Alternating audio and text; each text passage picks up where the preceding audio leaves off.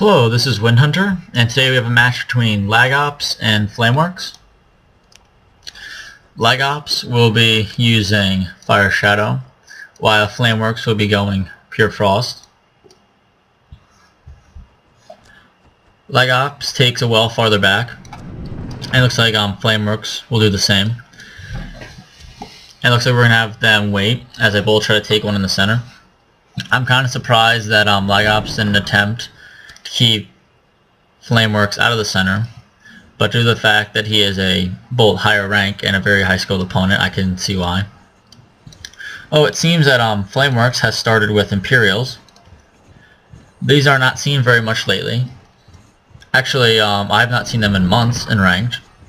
Generally, you'll see Master Archers start or a Light Blade, and most people don't even run Imperials. As you can see, they actually have quite good stats, and they're very good against Shadow. They used to be very good against Fire until the introduction of Fire Sworn, at which point they can kind of be disabled, especially in their slow ability, for only 5 power more. Seems we're going to see LagOps go for 4 wells here, and then Flameworkz go for tier 2, and LagOps follows.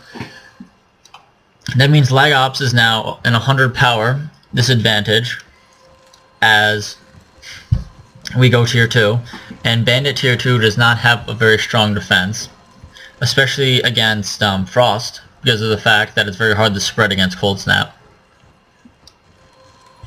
It looks like we'll see LagOps chase these Imperials. I'm kind of surprised. I would have expected him instead to attack this well down here in order to maybe drag a unit out down there and give himself a longer period of time before his well is attacked. Well, now we see 2 WindHunters right here. We should see them use their ability, because it would make Cold Snap unusable. And it looks like here they have not used their ability. We're just going to get both of them. They both get hit in a Cold Snap here. And it looks like even though these War Eagles will die to these Dark Elves, this well will go down. It looks like he only was able to get about 35 power out, meaning he's automatically in a 65 power disadvantage here. Possibly his only saving grace could be the fact that he has 2 WindHunters left over, which could be a very good attack vessel against Frost. But he's going to need more than just them if he's going to get a successful attack off here. As you can see, he smartly places his WindHunters over top of these cliffs right here in order to stop Gravity Surge or Stormsinger's ability from affecting them, which is why you see Flameworkz using Master Archers. And there's a Cold Snap again. Up top, it looks like the Imperial plus Lyrish combination was beaten by Nightcrawlers plus Dark Elves. It looks like the Lyrish will escape back, but it may die immediately. Yeah, nope, looks like it will not escape, and the Nightcrawler will be able to kill it. He kills his single member of the Dark Elves in order to get the 50 power back into the Void. And now we see an attack happening here. I'm surprised he's not using one of these WindHunters every once in a while just to attack the Master Archers as a kind of crowd control, especially because WindHunter has S knockback. It looks like he smartly retreats here in order to heal it back up, and it looks like this Rally Banner will go down in no time at all. He's able to get 2 Dark Elves out, but he also loses his Nightcrawler as well as the Rally Banner. As you can see here, home soiled Master Archers are incredibly strong. As with home soil, they have about 1,000 damage per 20 seconds against S units. Especially when they had 3 of them, it was nearly 3,000 attack. Now we see this other WindHunter down, going over here to attack this well. No doubt to try to draw some of these defenders away. Another Rally Banner goes down, as well as another pair of Dark Elves. He really should attempt it. Look, there he is. He attacks the Master Archer just to kill that squad, and it looks like he's going to retreat down this way. You can see that Master Archers were summoned by Flameworkz, but WindHunter was in range of Gravity Surge. I'm surprised he didn't use that or Stormsinger. Oh, now it looks like we're going to see a Sky Elf Templar, and this WindHunter will go down very, very fast. Oh, looks like he's going to use a Life Weaving. It seems he attempted to get in range of the well, as well as the Sky Elf, but it doesn't really matter in this case. Getting in range of a well with Life Weaving against non-Frost players where they don't have building heals is actually incredibly smart, because if they continue to attack your unit, or your crowd controlled unit, then it simply means that their well will continue to take damage and they will be unable to repair it. Most players don't realize this and will continue to attack and often lose their well because of it. As you can see, that WindHunter went down pretty fast. And this one is currently attacking this well, but it looks like it will not be able to get it off. As you can see up top, LagOps has decided to go tier 3. Quite smart of him, based on the fact that Flameworkz has so much power in units right now. He no doubt could have followed had he waited a few more seconds, but instead opts for 2 War Eagles. Looks like his tier 3 is just about up, and you can see Aura of Corruption. I'm kind of surprised he didn't wait a few more seconds. Oh, it doesn't matter. He was able to get both anyway. But we'll be able to get this gunner out. You see there, he gets that gunner out of the Aura of Corruption before the Cold Snap goes in, avoiding any damage. He also is able to avoid Cold Snap. That's very smart. Avoiding Cold Snap is actually very possible with units like Burrowers when attacking if your opponent doesn't properly place the Cold Snap. And here you can see this gunner, because of its M&S knockback, makes quick work of these Master Archers and Frost Mage, especially because of the fact they are tier 1 units. You can see down here, he builds a Rally Banner, no doubt to continue to summon the Bandit Gunners. Oh, looks like we'll see a Giant Slayer here, which should go down pretty fast from that War Eagle, unless it's buffed. As you can see, it barely gets any attacks off before it goes down. And this Bandit Gunner itself will also have large difficulties. And if you notice, based on the Bandit Gunner's Cone of Fire, it's actually hitting the Lyrish Knights before it's able to hit the wells, which is greatly decreasing its possible damage per 20 seconds and lowering the amount of heal it gets. This gunner attempts to get away, but it's not able to due to the Light Blade. At which point, I would hope that right now he goes for a Lava Field. Oh, instead he goes for a Ravage, as he'll be able to quickly get rid of these Lyrish Knights. Oh, as you can see right there, one of the issues with Bandit Gunner, its attack was glitching 2 times in a row, much like Mountaineers sometimes does, which is a major issue that often can severely hurt its damage. Right now, it looks like this attack could be stalled by LagOps. It looks at this point like he may just let this gunner die as he sends in a second one here. It could be a very smart choice at this point, and I'm thinking he should attempt to focus on some of these units, because he will not be able to get the well down with this many units defending. There we see a Lava Field, which kills 1 Lyrish Knight and nearly gets a second. And then we see an Area Ice Shield, and as you can see, the Life Weaving on the gunner was able to bypass the Area Ice Shield and still continue to damage that Lyrish Knight. We see a Bandit Lancer here, which is actually a very good unit since it's buff, but it's made quick work of based on the amount of units that Flameworkz presently has. As you can see, that 1 Lyrish Knight there killed itself because of the Life Weaving, as did that War Eagle right there. If he were able to keep these buffs constant and wasn't somewhat limited on power, he no doubt could have an easier time. But as you can see right now, he currently has the taunt on him from Light Blade, which decreases attack, and ooh, a wasted Ravage there that misses 50 power. Pretty soon here we should see Flameworkz be going tier 3. I would expect it about right now. And you can see these Lyrish Knights quickly turned back, seeing this next gunner, as they had no steadfast in that area. Oh, looks like we're going to see War Eagle spam here. Looks like LagOps may have enough power to actually defend here with Aura of Corruption if he uses tier 3 units. A few things that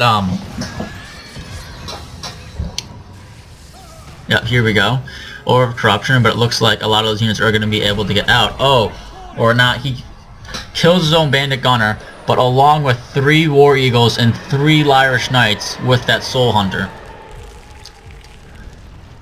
That Soul Hunter in the Aura of Corruption does 8 times 3 by its power times its power cost as damage.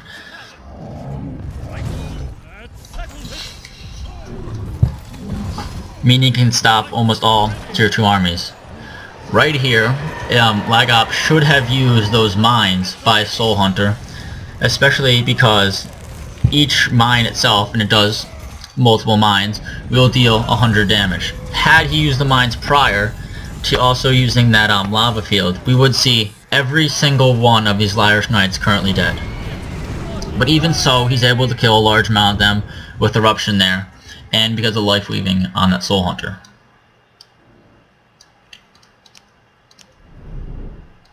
It looks like, at this point, that Flameworkz has a good advantage based upon his defense in tier 2, and you finally see he goes tier 3 here. Looks like he's going to be going Nature, possibly for Stone Warrior and Timeless One combination. Oh, there we see that he almost gets those mines off right before that Light Blade was able to attack him. It may have been smart to actually Lava Field then, and then activate the mines, as the Light Blade would have been knocked back and unable to use his taunt initially. Here we see a Disenchant by LagOps to stop that Stone Warrior from destroying him, and another Life Weaving. Finally he's able to activate the mines, and as you can see, the intense damage it does is able to take out 3 of the Lyrish Knights as well as the Light Blade. As you can see, based upon the amount of power Flameworkz has, he's able to summon 2 Tremors and a Timeless One. Which means right here you'll see the Timeless One's ability plus a Stone Warrior's ability would take out all 3 of these Bandit Lancers. Looks like he's not going to do that though, as the Bandit Lancer is able to get its ability off on the Timeless One, and instead Flameworkz just uses Thunderstorm. Thunderstorm has been incredibly buffed since the time it was on the watch list, and at this point in time I've seen it kill many units. If you summon something like 4 Fathoms and just test it out, you'll notice that 2 of them die, and 1 is alive with almost no health, and 1 of them about half health. We should see a Disenchant here. It looks like you don't, but you can notice based on Life Weaving that the Stone Warrior did so much damage to the Soul Hunter that it actually killed itself. These 2 Tremors are able to get down that orb due to the lack of protects of LagOps and is tier 3 with Bandits. This Soul Hunter goes down, and these 4 Bandit Lancers come to attack. No doubt they would be killed quickly if they get stuck within a Thunderstorm.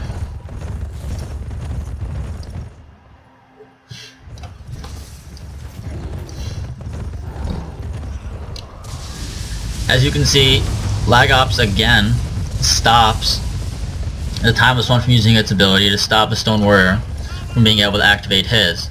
But it doesn't really matter when Flameworkz is able to use Thunderstorm and kill 3 of his units so quickly.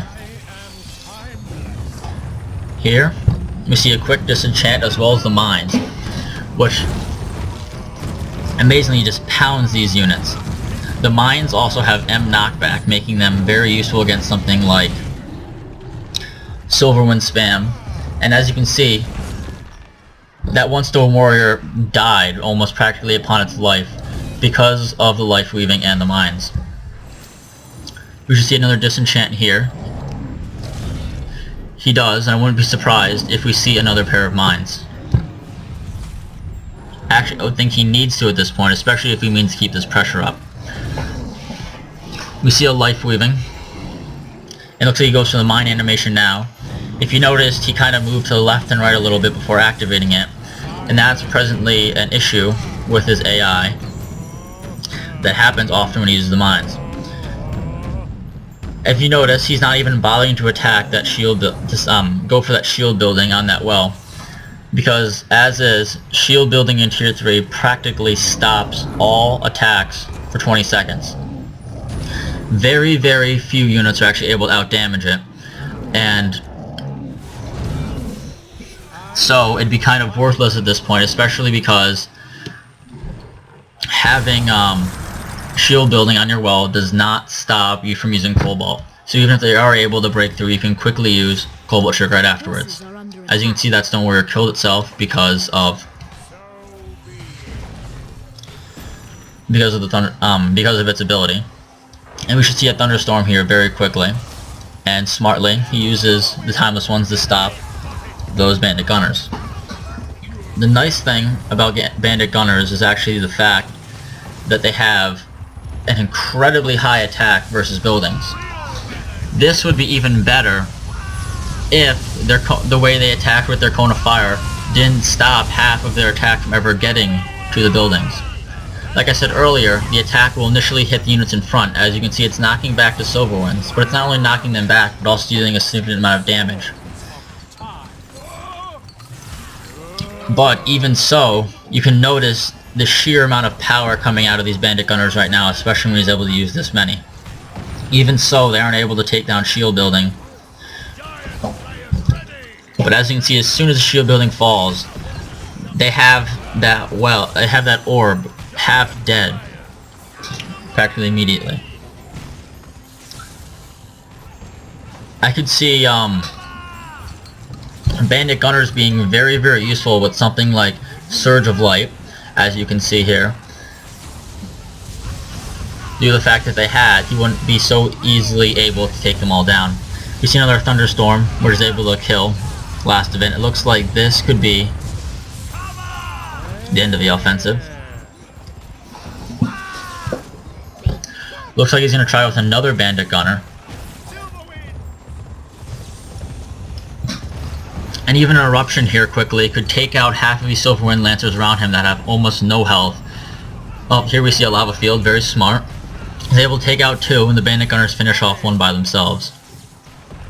That Timeless One almost gets his ability off before getting knocked back, which happens again there. That's probably the best part about the Bandit Gunner in this situation in comparison to the Ashbone.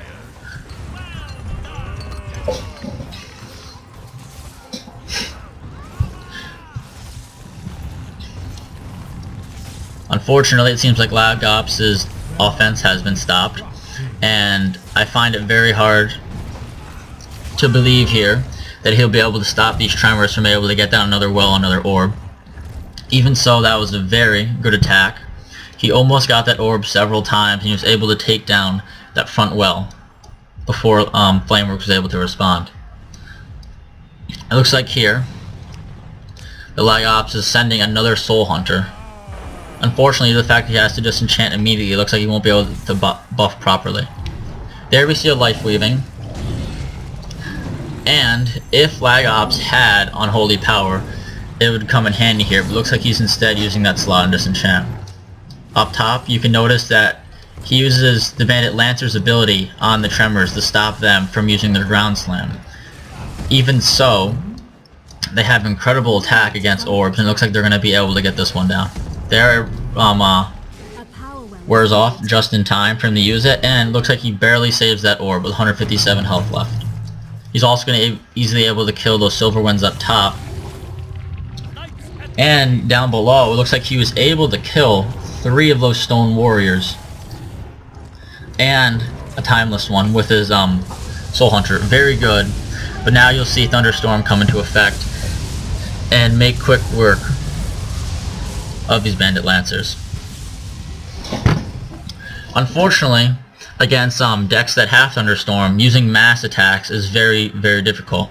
And especially on a map like this, Flameworkz is not able to attack in multiple areas, which is the best attack versus Frost. He'd have to go around for a very long time, which would allow for Flameworkz to cut him off. Here, it looks like this is kind of the last breath of air that LagOps has. Unfortunately, it seems that he also is out of charges based upon his unit composition here. He kind of summoned like one of each, besides perhaps Bandit Lancers.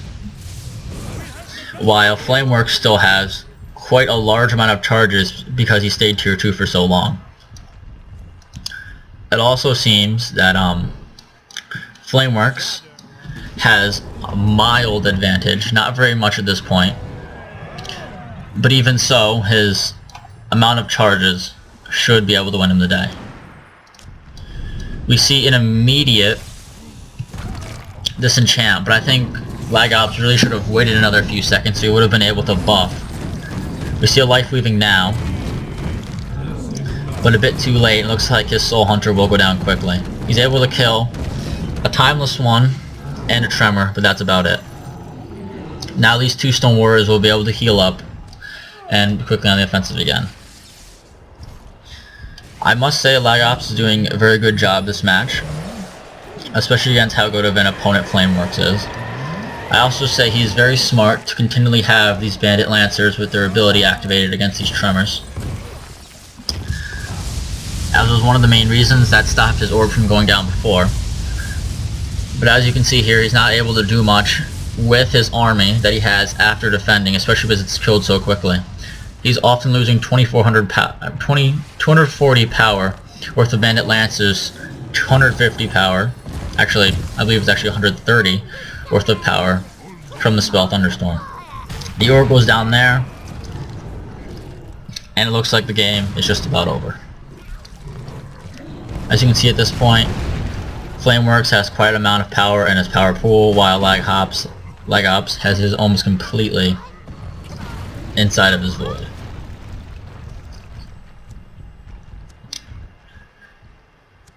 It looks like he's going to summon a Scavenger and try to run it down the back in order to get to an orb. But due to the fact there's a large army forming right here in front of him, even if he gets there, it won't matter very little.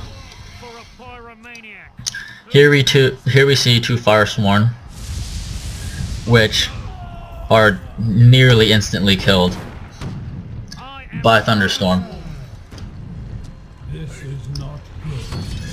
And even now, as you can see there, they're also instant killed, and it looks like this game is over.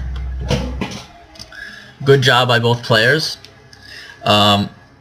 I must very much commend LagOps on his playing. He did a very good job. He had very good usage of Bandit Lancers, but it seemed that his lack of crowd control or building protects is what really lost him the game there, as well as an early disadvantage from not using the WindHunter's built-in disenchant when his first will went down. That immediately put him at a 65 power disadvantage, and from there he was put off on a bad foot, even if he had very good playing. At the end, even though he had most of the power in the void, I mean, even though they were close on power, he had most of the power in the void, so he wasn't able to properly respond. And it also seemed that LagOps was out of charges, while Flameworkz had very much left, especially because of the fact that he used almost all of his tier 2 charges because he stayed tier 2 for so long. I also must say very good defense by Flameworkz, smartly using Lyrish Knights against the Gunner to stop the M knockback from being very effective. And I would say if one thing could have changed the outcome of this match, it would have been had LagOps added Sandstorm. Had he had Sandstorm in his deck, no doubt he would have gotten those orbs down and those wells earlier when he had his tier 3 against Flameworkz' tier 2. But he did not have it in the deck, and even so he did a very good job. Good job both players, and thanks for watching.